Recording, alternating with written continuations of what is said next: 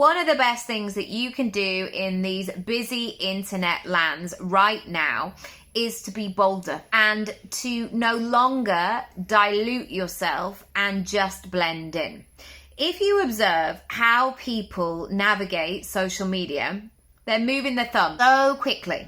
And so for you to be able to break their scroll, which is often like a lovely rhythm, it's a way that people just move, and we're developing that in our hands now. In order to break through, you've got to be so clear on what it is that you do. Because also, as well, you might not be speaking to the right people, and therefore they're going to scroll anyway. But if you want to talk to your ideal clients who are on a scrolling mission, they need to see you and understand what you're all about. And so what does this mean in terms of boldness?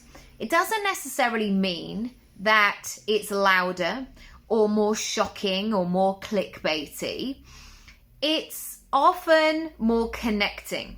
It's often more purposeful. It's often clearer, cleaner.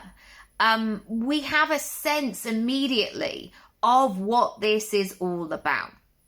If you imagine your ideal client for a moment, I want you to make some assumptions about how many tabs they've got open in their head, maybe even on their phone or their computer at any one time. They are thinking and considering and planning so many different things all at the same time. And yet you want to build a relationship with them. Yet you may want to convert a sale. You might want to welcome them in as a client or a customer. And so anytime that you want to make some decisions about where you want to go next, and you're tempted to look at what is happening in your industry, don't.